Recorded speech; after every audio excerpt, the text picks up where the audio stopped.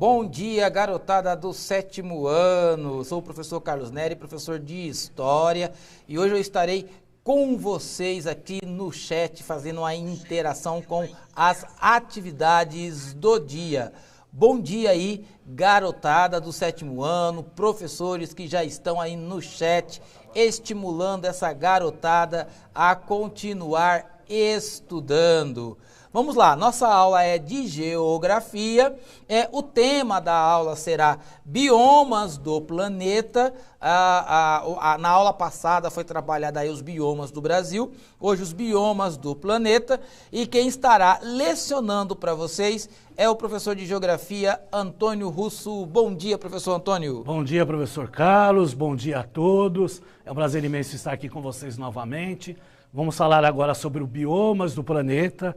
Lembra que na última aula a gente falou dos biomas brasileiros, agora nós vamos dar uma ênfase maior, né? Lembrando que nós vamos trabalhar hoje uma retomada de uma habilidade do 5º ano, né, professor Carlos? Sim, vamos trabalhar aí as retomadas aí com a garotada. O que nós vamos trabalhar, está aí a habilidade 5, caracterizar os biomas, ecossistemas e os recursos naturais em diferentes lugares e relacionar com os padrões e componentes climáticos, hidrográficos, geomorfológicos, pedológicos e biológicos. Olha aí, já tem aí um conjunto de palavras para essa garotada do 7º já aí pesquisando no dicionário, legal?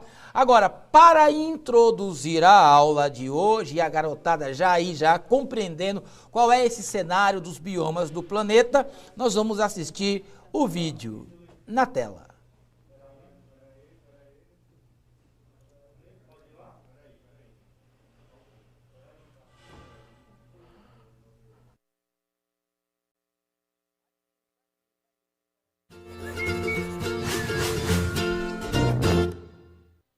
Olá! Sejam bem-vindos à série especial do IBGE Explica sobre os Objetivos de Desenvolvimento Sustentável. Hoje vamos falar do Objetivo 15, Vida Terrestre. De acordo com ele, temos que proteger, recuperar e promover o uso sustentável dos ecossistemas terrestres, gerir de forma sustentável as florestas, combater a desertificação, deter e reverter a degradação da terra e deter a perda de biodiversidade. Se o ODS 14 se referia à vida na água, restou ao ODS 15 tratar da vida terrestre. Embora seja a menor parte do planeta, o ambiente terrestre é aquele mais próximo de nós, seres humanos. Ele engloba os mais variados ambientes, desde coberturas vegetais a áreas urbanas. Contida na própria noção de ecossistema está a ideia de que ações danosas, geralmente provocadas pelo homem, podem causar um desequilíbrio que afeta toda uma estrutura maior. As florestas, por exemplo, são parte essencial do ecossistema terrestre. Cerca de 1 bilhão e 600 milhões de pessoas dependem delas para sua subsistência, incluindo aí cerca de 70 milhões de indígenas. As florestas são o lar de mais de 80% de todas as espécies terrestres de animais, plantas e insetos. Portanto, gerir as florestas de forma sustentável é também preservar a biodiversidade, que nada mais é do que o conjunto de todas as formas de vida. Isso é fundamental, visto que, embora a ciência tenha avançado bastante ao longo de nossa história, resta muito a ser explorado em termos de biodiversidade. Das mais de 80 mil espécies arbóreas, menos de 1% foram estudadas para a identificação de seu uso potencial. Os micro-organismos e os invertebrados, fundamentais para os serviços que a natureza pode oferecer aos humanos, têm suas contribuições ainda pouco conhecidas e raramente valorizadas. Existe, então, um enorme potencial de desenvolvimento de medicamentos, por exemplo.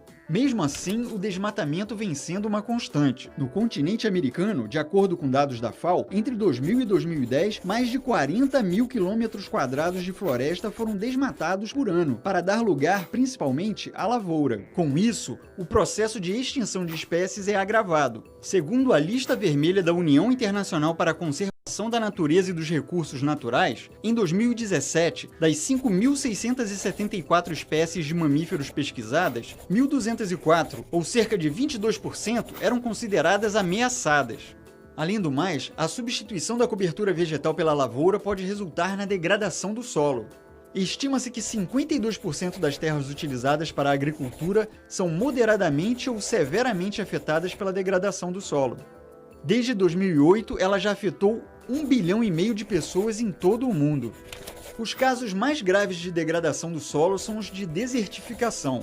A desertificação é definida como um processo de degradação ambiental causada nos espaços áridos, semiáridos e subúmidos secos, que compromete seriamente os sistemas produtivos dessas áreas. No Brasil, são 1.480 municípios suscetíveis a esse processo, que pode ser causado tanto pelo homem como pela própria natureza. Devido à seca e à desertificação, a cada ano são perdidos 12 milhões de hectares, ou 23 hectares por minuto, nos quais 20 milhões de toneladas de grãos poderiam ter sido cultivadas. Isso afeta principalmente as pessoas mais pobres. Para que esse e os demais desafios associados à vida terrestre sejam vencidos, o ODS 15 estabelece 12 metas, entre as quais: até 2020, promover a implementação da gestão sustentável de todos os tipos de florestas, deter o desmatamento, restaurar florestas degradadas e aumentar substancialmente o florestamento e o reflorestamento em escala global.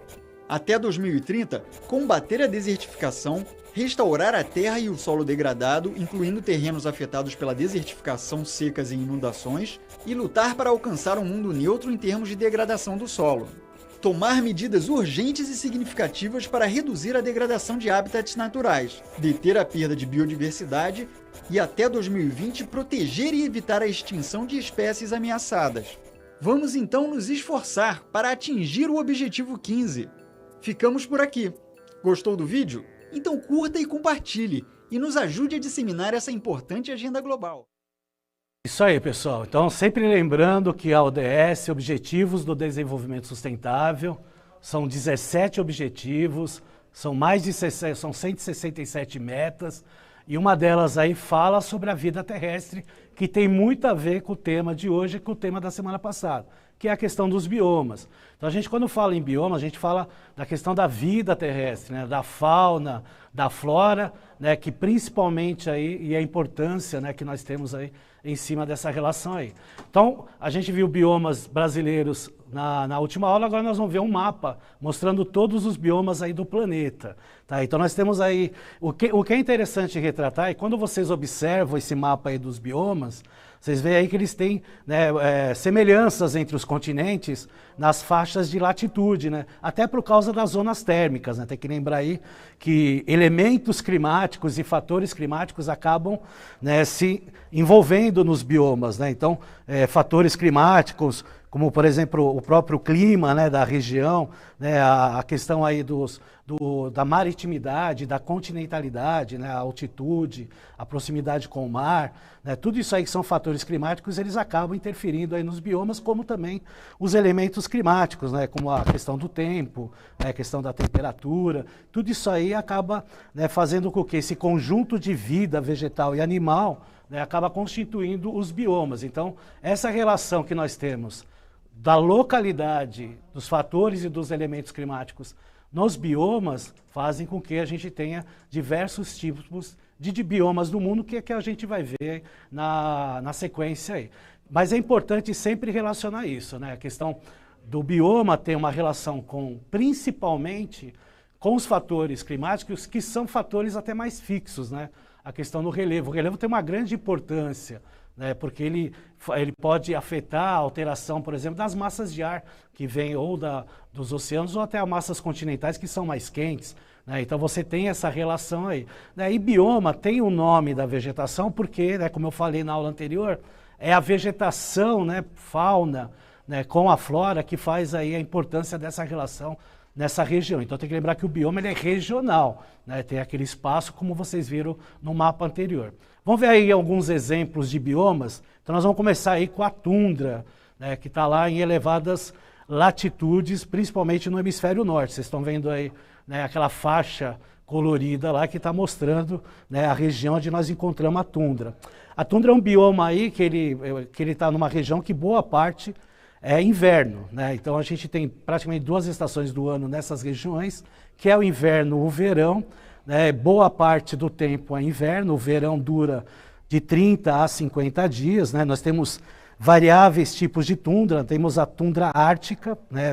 Na região do Ártico ao norte, tem a tundra alpina, né? Em regiões um pouco mais elevadas, e também temos a tundra antártica, que está lá no hemisfério sul, né, que na região da Antártida, né, ou da Antártica. Né. O exemplo que eu coloquei para vocês, né, é o Iqaluit, né, que é a capital do território canadense de Nunavut, que é uma região o ano todo frio, debaixo do gelo, e, logicamente, no hemisfério norte, no meio do ano, tem um período de 40 a 60 dias que a neve derrete e aí surge a vegetação.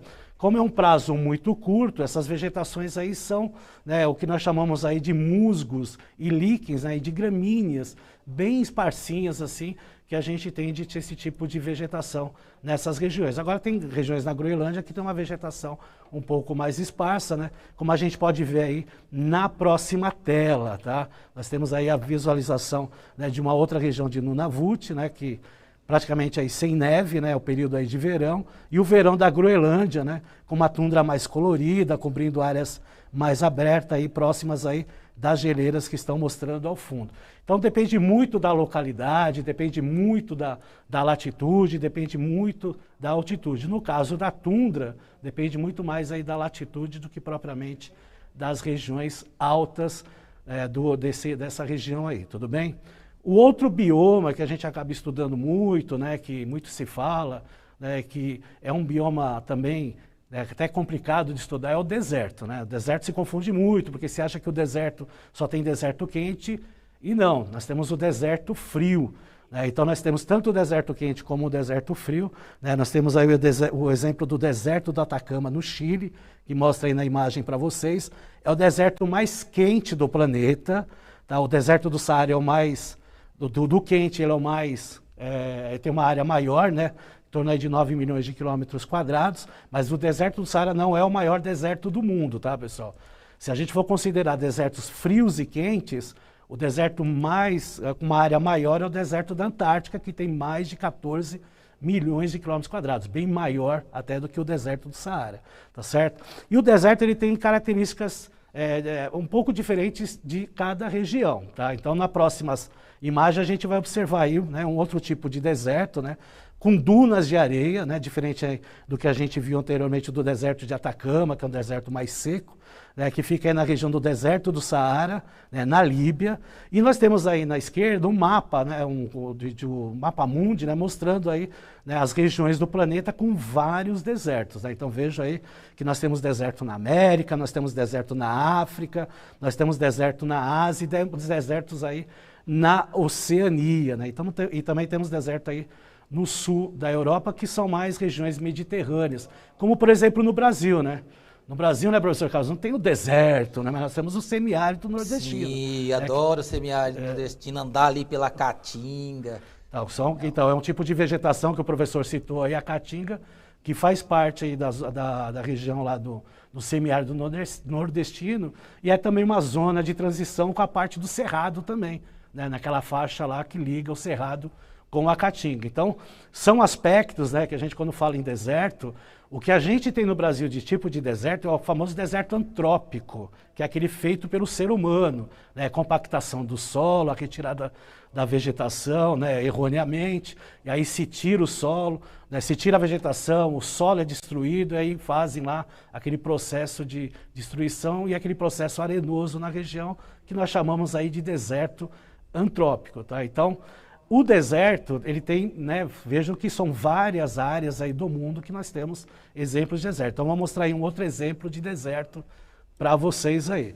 Então, nós temos aí uma vista aí do Monte Conner, né, na Outback australiano, lá na Oceania, e o famoso deserto de Gobi, que fica na Ásia, na região da Mongólia. Então, vejam que são características também diferentes. Né? No deserto aí australiano, a gente já vê uma vegetação bem seca, né, sem árvores, né, mas que temos aí, né, um tipo de vegetação diferentemente do que a gente viu no deserto do Saara, que tem os famosos oásis, como principalmente no deserto do Atacama, que é um deserto que, como falei para vocês, o deserto mais seco do planeta, né, que ficou até 1.400 dias numa época sem chuvas, né, ou seja, quase 4 anos ininterruptos sem chover. Então são regiões aí que, dependendo dos fatores climáticos aí, eles acabam tendo umas diferenciações, tá certo? Então vamos lá para uma outra imagem de biomas do deserto, né? Vejam como tem vários exemplos aí. Nós temos aí uma imagem do satélite SPOT, do Rio Nilo, que é interessante mostrar, essa faixa verde aí é a faixa, né? Agora, isso aí está mostrando a baixa do Rio Nilo, né? Quando ele está em fase aí de agricultura, né? Quando a água do rio ela diminui, né? Fica essa mancha verde aí que se aproveita aí para a parte agrícola, para a parte da pecuária, e depois, né, no período aí, as inundações do Rio Nilo, né, aumentam a quantidade de água e, logicamente, toda essa região acaba ficando inundada. E temos uma duna de gesso do lado direito aí, na região de White Sands, no Novo México, nos Estados Unidos. Então, vejo que também é uma outra característica aí de deserto, tá? Então, lembrando, quando se fala em deserto, tanto a gente fala em deserto quente, mas também falamos em deserto frio, né? E temos aí uma curiosidade aí, que eu coloquei para vocês aí, dá uma olhadinha aí na tela, né? Da onde que é essa imagem aí, professor? Consegue definir aí, professor Carlos? Da onde que seria essa imagem aí? Será que alguém consegue definir aí no chat? Bom, tá parecendo que não é uma... Eu não vou dar o spoiler não, porque senão... Mas tá parecendo que essa imagem não é terrestre. Ou é terrestre? Opa, pegou bem aí, hein? Dá para dar mais uma clicadinha aí, nós vamos ver aí, ó. Dá uma clica, isso, deserto marciano, hein? Olha aí, fotografado. Marte tá em alta agora, então, né? Mas você vê que é bem próximo aí do deserto terrestre aí, com características, né, um pouco diferentes aí. Parece até que a terra é mais escura, né? Né? Então tem essa relação interessante aí. Vamos para uma atividade aí, professor? Agora, atividade garotada do 7º ano, vocês estão vendo aí as diferenças dos biomas no mundo, muito interessante, mas vamos aí colocar os dedinhos nos teclados e identificar os desertos da imagem 1 e o deserto da imagem 2. 2 minutos para fazer essa atividade, dedinho no teclado, já voltamos, participe!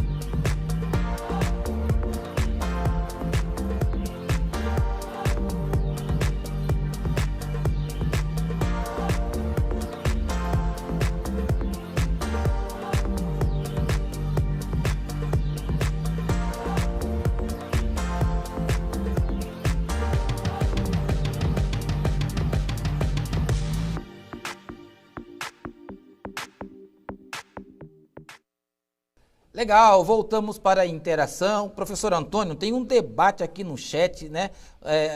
Os estudantes estão colocando aqui se o deserto é frio, se é quente. Uns estão afirmando que é um deserto na Antártida, outros dizem que é no Alabama. Então, tá variando aqui o chat. Qual é a resposta correta, prof? Então, se a gente ir lá observar, vamos colocar de novo a imagem, né? O deserto da esquerda é o deserto da Antártica, né? Como alguns alunos colocaram. E o do lado direito é onde fica o Grand Canyon, né? Embaixo lá tem lá o Rio Colorado, né? Que eles chamam lá de ferradura, né? A curva da ferradura, né? Então essa aí é a região do Grand Canyon, que é um deserto, né, mais quente, né? O deserto é o que eu falei para vocês têm desertos frios como o da Antártica, né, porque a Antártica é um continente, tem que lembrar disso, então é um grande deserto, né, o maior deserto do mundo, como eu falei, mais de 14 milhões de quilômetros quadrados, e tem o deserto quente, mas que é lógico, quando chega à noite, a temperatura cai, pode cair até 0 grau, como é o deserto do Atacama, o deserto de Gobi, o deserto do Saara, que já atingiu até menos 5 graus. Então, é um processo lógico, né, por causa dessa questão aí, mas o Antártica, por exemplo, é frio o ano todo, né, neve, gelo o ano todo. Então tem o deserto frio e tem o deserto quente, nessa relação que a gente fala. Desertos secos, né, que recebe pouca chuva, 400 milímetros por ano em média, né, o deserto do Atacama menos ainda. Por exemplo, se quiser fazer uma comparação, a cidade de São Paulo tem em média 1.400 milímetros de água por ano, e a gente sabe que tem um período de seca aqui no Brasil, aqui em São Paulo, um período de estiagem. Então, só para vocês terem uma relação da diferença de quantidade de chuva de uma região para outra, certo? Bom, vamos lá seguir aí, né, umas regiões, uns biomas, né, com mais vegetação. Então, nós temos aí a taiga, também conhecida como floresta boreal ou coníferas, né? Lembrando que essa taiga, esse nome de taiga é mais na região lá da Europa, mais na região asiática, né? A Rússia, por exemplo, utiliza a denominação de taiga, né? Mas os Estados Unidos também usa, né? Mas mais a questão da floresta boreal, esse nome floresta boreal porque fica no hemisfério norte, coníferas, né? Porque tem lá o formato de um cone, né? Bem pontiagudo, por sinal. Tá? Então essas regiões aí tem uma grande quantidade de vegetação, né? Tem o inverno, né? Que tem principalmente o inverno e outono, não perde as folhagens, porque as folhagens são finas, né? Então eles têm uma relação diferente com outros tipos de vegetação, como por exemplo nas florestas mais temperadas, que aí sim pode-se perder a folhagem. Então essa região aí é uma região em latitudes mais altas, né, também, mas não tão altas como por exemplo as tundras. Tá? Nós temos a floresta temperada úmida, né? Pode colocar aí na tela para vocês verem aí a localização da floresta. Pode passar essa daí, a próxima, isso. Que tem até a localização, né? São poucas localidades que tem a floresta temperada úmida, né? Com características bem parecidas com a floresta boreal de regiões, mas ela é mais úmida, né? As chuvas lá são mais constantes, né? Então, presenças de diferentemente das florestas de coníferas, as folhas elas são mais largas nessas florestas temperadas aí. Então tem o exemplo aí da região do Oregon, nos Estados Unidos. Uma outra tipo de vegetação aí que a gente comenta muito é as pradarias, né, que também em alguns locais são conhecidas aí como estepes, que eu também vou dar um exemplo. Né, eles têm um pouco de diferença, mas alguns falam estepes ou pradarias, tá? Depende da localização. Então vamos ver aí um exemplo de pradarias. Fica no estado do Kansas, né? Pradarias e estepes, aqui no Brasil é conhecido como campos, né? E também pampas, né? Isso aí também incluindo aí Uruguai e Argentina. Então veja que é uma planície vasta, ela é aberta, né? Tem poucas ou quase nenhuma árvores, né? Não tem arbustos, então é um capim baixo. É muito utilizado aí para pecuária e também, né, para a agricultura, mas principalmente aí para a alimentação da criação de gado. Então isso aí é um exemplo nos Estados Unidos, mas também temos exemplos aí em outras regiões. Vamos lá para as estepes. Então temos uma estepe famosa aí que é as estepes da Mongólia. Tá? Ela tem uma formação de planície aí também com poucas árvores, até com menos vegetação. Ela tem uma cor amarelada, ela é diferente da coloração das pradarias, que são mais verdes, tá? Por causa da região, que podem ser regiões um pouco mais quentes, aí seca a vegetação e fica nesse aspecto, então é importante retratar isso aí. Temos aí as florestas tropicais úmidas, né? Temos exemplos aí da floresta do Congo, no Parque Nacional de Salonga, né? Que é um bioma aí super importante, é uma das maiores florestas do mundo, né? Ela só perde aí para a floresta amazônica aqui no Brasil, né? Ela tem uma latitude em torno de 35 graus, né? Tanto ao norte ao sul, por isso que é conhecida como uma floresta também tropical na questão da localização entre os trópicos, tanto o Trópico de Capricórnio como no Trópico de Câncer. Uma outra bem conhecida aí, e a gente acaba falando até uma relação com o continente africano, são as savanas, né? Então tem lá um exemplo da savana, o Parque Nacional, né, de Tarangire, né, que fica aí na Tanzânia. Interessante que esse tipo de vegetação, ela tem, as árvores são bem esparsas, né, bem afastadas, tem os galhos bem tortos, entortoados, até que falam que procura até umidade. Tem praticamente 2 estações do ano, inverno e verão. E aqui no Brasil nós temos as savanas brasileiras chamadas aí de cerrado, perfeito? Bom, infelizmente o tempo acabou, né? E a aula já está no término. Entre aí nessa tela aí do Saiba Mais, printem para vocês conhecerem um pouco mais sobre o que não foi falado hoje, tanto sobre os biomas brasileiros, e entre aí no Ministério do Ambiente para conhecer mais sobre essa relação dos biomas. Obrigado, professor Carlos, obrigado a todos aí por participar aí do chat. Até a próxima aula, pessoal. Até a próxima aula, gente. Imagens bacanas, a garotada pode aí pesquisar essas imagens na internet, fazer diversos trabalhos, bem legal. Avalie a aula aí no final e até a próxima aula e continue estudando durante o dia. Tchau!